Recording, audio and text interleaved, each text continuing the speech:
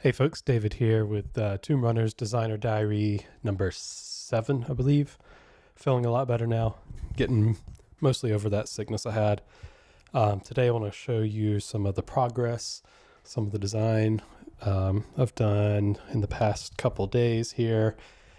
I've been nailing down the layout and the order of the layout for things like items, spells, magic items.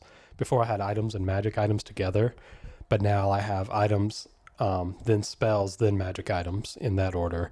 And it just flows a little better following the spell lists with the magic items table. And that, excuse me, that just makes a little more sense with the way magic items are rolled on this game in this game because they follow the spell list. Let's see, let's get this focused here. So the powers here, you can just reference right back to the previous pages for the different spell lists for ideas of how those powers would work with the items that you roll up. And let's see, I've got a consequences table. I don't think I've shown this yet. This is a page that explains consequences and how to use them, since that's instead of monster turns in this game, that's what the GM gets to do. They do consequences in response to player actions. And consequences can be things like a monster taking a turn or having an action of attacking the players or something. But it could also be things like changing the scene up. A wall busts down and a new threat appears, a new monster bursts in, or you cause wear on the player's items when they miss a swing or something. So there's a variety of consequences, and this table covers some example consequences for melee, ranged, magic, social, travel, or plot consequences. Let's see, a couple of cool ones here. For magic, maybe you get the wrong spell, a similar, same school, but a wrong effect. You could have go off because magic is such a fluid thing. Maybe they say the wrong, incantation or whatever. You could make the effect smaller or bigger. If they're just trying to throw a fireball at a goblin, maybe they accidentally throw a really big fireball and it sets the whole room on fire. That's one of my favorite examples because it's so immediate, where it shows the player failing forward. They accomplish what they wanted to do, but they do it a little too well and cause a complication in the scene. Or for plot complications or consequences, you could have a new threat appear, like I said, diversion, time crunch. You could speed things up, tick a clock on that you're using for your current adventure to really put the impetus on the players to move faster. Give them a dilemma, give them a choice that's, two hard things to choose between. Escalate the danger, or introduce a mystery, introduce a question for them to think about. I wrote up a page on the death clock and using it for effect. And this says the death clock roll and countdown should be the most dramatic part of play and your chance to make players realize just how much danger they are in during their adventures. And the death clock to me is the most fun part of play because players are going to roll their D6, and I like to use a big D6. I have a couple of these large D6. This is the death die. You roll that, and then you put it in front of you so all the players know how close you are to dying. And like just now, I rolled a 1. That means the next player action probably has to be saving me or I'm done. Because the GM could say, they didn't save you, your death clock ticks down, it was already at 1, so you are dead. But if you roll a 5 or a 6, well, the players know they have a little time in the scene to act before they have to get to you and give you a potion or a healing spell or something. Also have these really fun wooden dials. These are like HP trackers, or you can use them for clocks or anything. They're 2 digits, so they can go 0 to 99.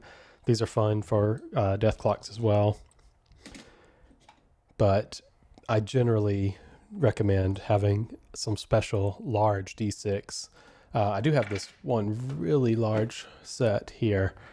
This one's fun. It's not super readable. The color and the design is a little too much, but the size of it is really, it commands attention. And the D20 as well. It's fun to have, especially with kids. They love rolling these big dice, and they can all see it from around the table. Let's see what else. I've got the build a tomb and the encounters, the monsters. The new one I just worked on today, at the end of the monsters chapter, there's a rival runners page or spread. So the tombs in Tomb Runners are generally occupied by monsters, but you might come across other adventuring parties, other groups of Tomb Runners. So this is a whole table or a whole set of tables for determining who they are. I'll just read off the table names. You've got type, like what kind of character they are, like a bandit or a knight or a sorcerer. You've got names. You've got 20 names for them, and they're generic fantasy that could fit multiple races generally, but they all have like that low fantasy style behind them. I think the only one that really gives you a really clear picture of what their character is Pipwick. That very much sounds like a halfling, but I really like that name. Personality. Are they cautious? Are they angry? Are they sneaky? Are they reckless? Desire. What are they out for? Are they looking for thrill or wealth or renown, revenge, chaos? A lot of different desires they might have. Item. What kind of interesting item are they carrying? And this could be things like a map, an egg. Maybe they have an egg from a monster that they were going to take back and sell to someone. A book. Books are always interesting to use as adventuring items because you could fill it with anything. It could be a book of scrolls and spells. It could be a book of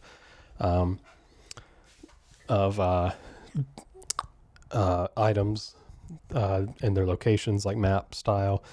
Let's see what else. A horn. You can use horns to summon things or alert. And then actions. So what's their response to the players? Do they flee? Do they wander off, sneak off? Do they try to steal something from you? Do they attack? Are they hostile? Do they warn you about what's ahead in the tomb? Maybe you team up with them. Maybe they want to fight and take your stuff. So this is the rival runners and general NPC creation page.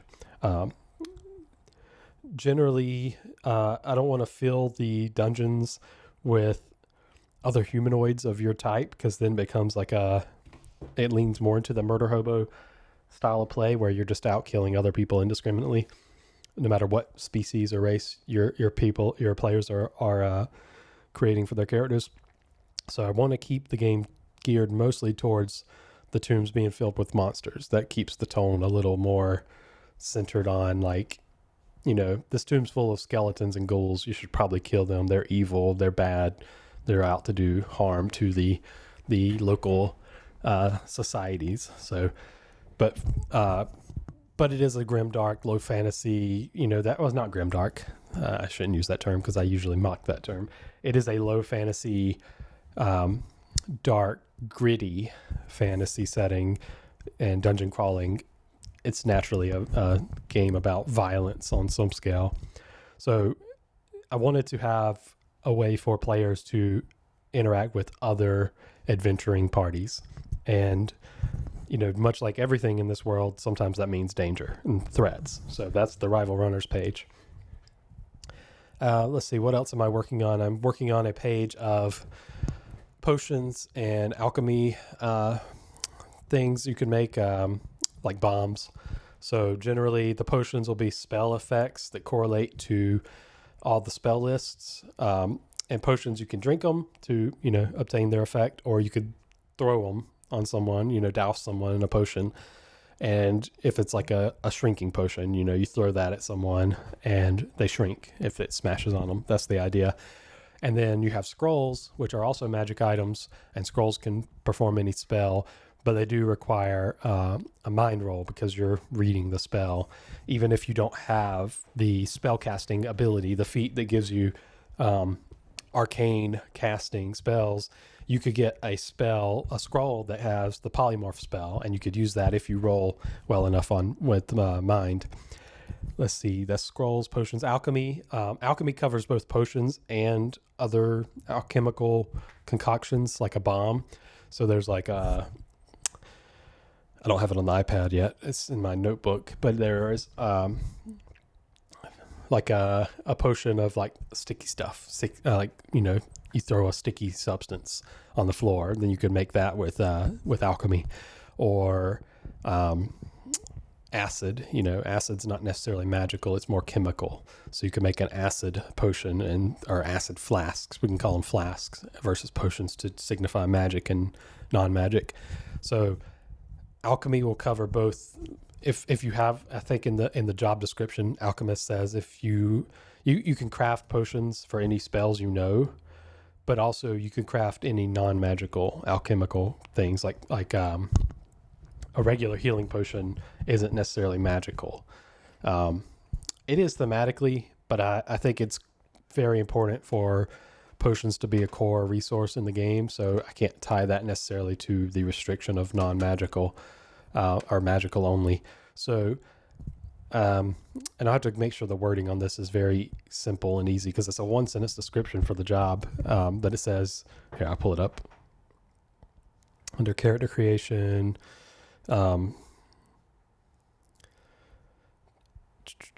alchemists craft potions, consumables, and other concoctions that have +1 wear. So I'll just have to make sure that I add in potions, flasks, I'll add in, and I'll make sure that that is delineated and very easy to understand the difference. And it does explain it more in detail in the magic items page. That's where I go into the difference in what's the difference in a potion and a scroll if they both do magical effects. And it does say anyone can use potions without an action roll, but scrolls require an action roll with mind to cast the spell. Consumables, this will cover all alchemy, all potions. Consumables tier determines the level of the effect or spell. So by nature, consumables all have one use. You drink one potion one time. You can't split it up for lesser effect or use it multiple times. To keep it simple, you know, if you throw a flask at someone, that's it. You had one.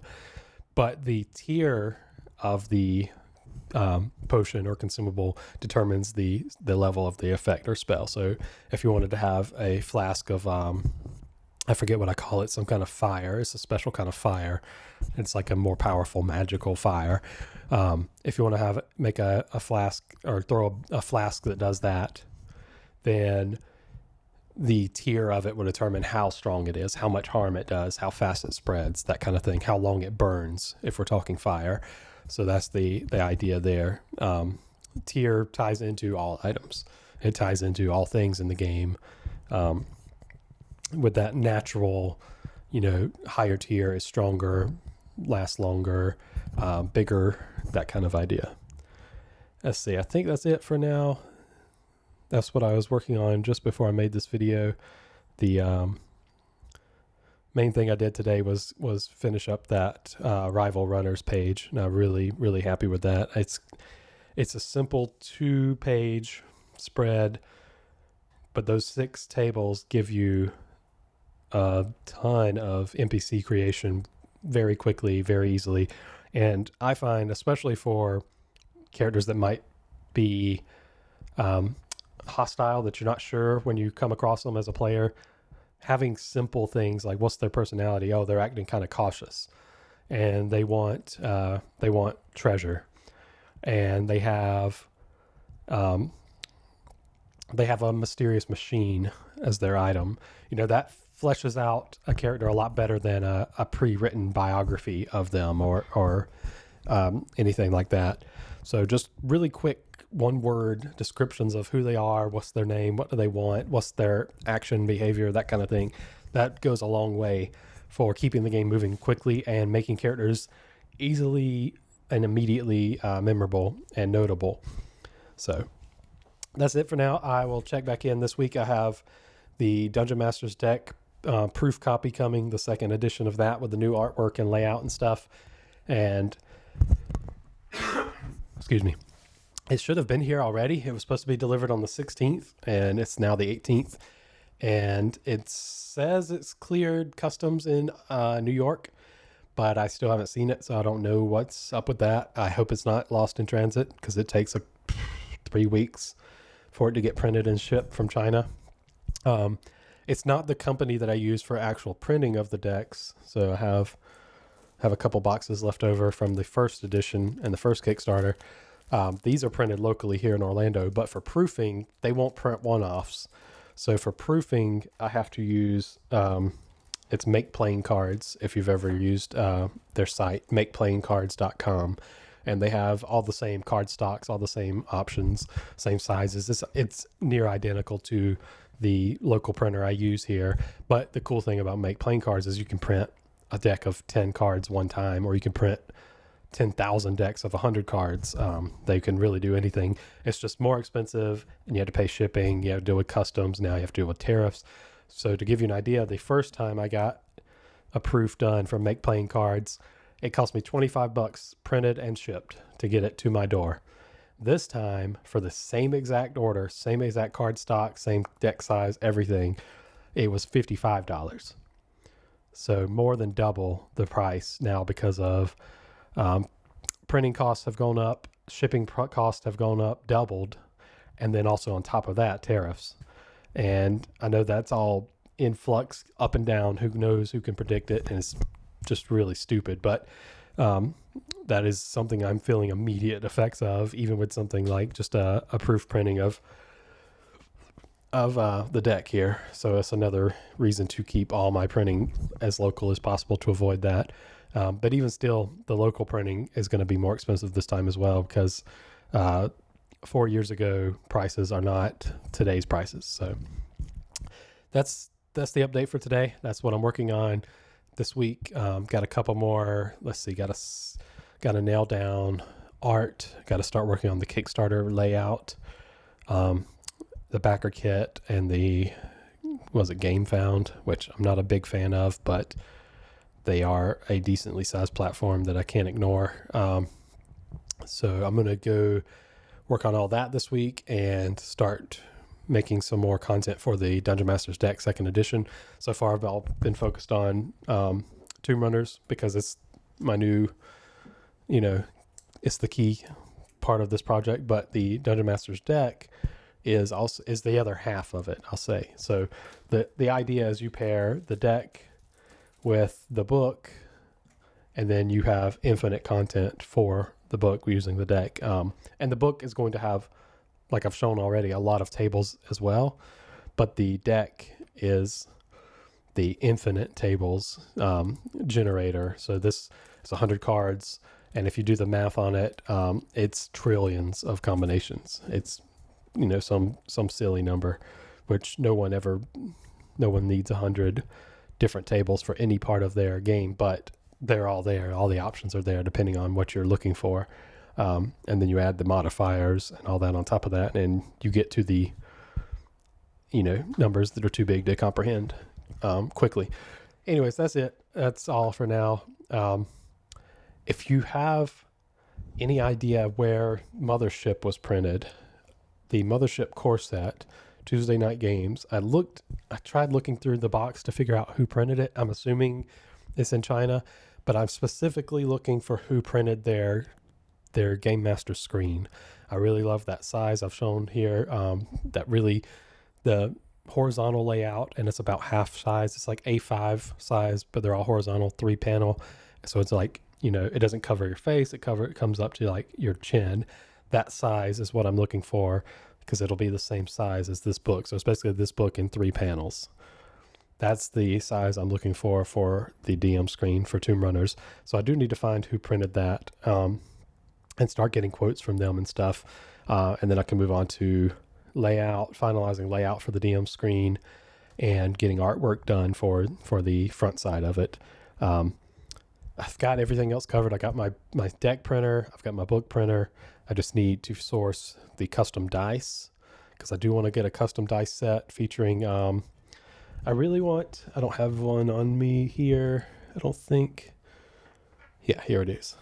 I really like the dice icon used in Kids on a Bike. Let's see if I can focus this, if I get out of frame. So that's this is the D12, so that's the 12 face. It's just a little cartoony skull. I really want to get something like that done for Tomb Runners. So the dice that'll be 3d20, because that's the most you'll ever need to roll if you have double advantage or double disadvantage, and then 10d6, because that's the highest tier. And that gives you plenty of extra for most play to have death clocks and d6 to roll for harm and stuff. So it would be 3d20s and 10d6, and I want to have a custom icon like that, little skull icon. And I'm pretty sure I want them all, if you can see, the black and white, just classic, very classic black and white, black die with white ink numbers, very large print, super easily readable from no matter where you're at around the table. That's the idea I have for the dice. And the dice might, depending on the numbers, the math on it, might have to be a stretch goal, because dice are one of those things, the more you order, the less expensive it is, significantly so. Ordering 1,000 sets of 1,000 D20 costs about the same as ordering 200 when you get into the breakdown of things. That just drops so much when you get X amount printed. So that's one thing to consider. It might have to be a stretch goal. But just generic D6, like, standard poker D6, those are pretty cheap. D20s are the other most common, so they're pretty cheap, all things considered. Just got to figure out if I can find some that have an icon I want for the D20 and the 6 side, or if I can find some that are custom and affordable for the project. What's that? Book, deck, dice, DM screen. And I'm gonna have stickers. I'm gonna have some really cool stickers done with the key art for Tomb Runners with the title on it.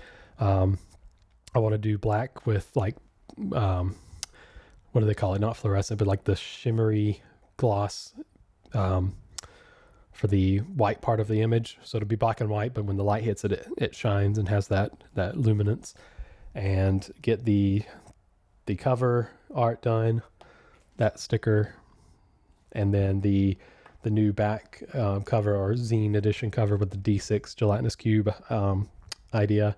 Get that one done. I was thinking about maybe doing that one in glow in the dark. That would look really cool, because that one's got the light beam coming through it and the light shaft going through the cube with its different sides illuminated different levels. That would look really cool in black, glow in the dark. And then I also want to do a patch, iron-on patch you could throw on your book bag or your game bag or something like that. So just fun things. Those are all very, very doable, super easy. I'll probably throw in a free sticker or sticker set for the first 24 hours of backers. Pretty common thing. And then you can add on the sticker set for $5. You can add on the patch for probably $6 or $7 last time I checked on prices on those. And it would be a decent size patch, pretty standard size, 2x3, somewhere around the size of a card. A patch about this size. So that's it. I'm rambling. I'm trying to brainstorm what I have to work on publicly here, and that'll help me stick to it more. But I think that's all for right now. Appreciate you. I will check in this week a couple times as I make more progress, and especially when I get the deck in this week. It should definitely be here by Tuesday, and I will give you an overview, show you that, and we'll do some close-ups of that one on the desk here so I can show you how it's looking. And that's it. Thank you. See you soon.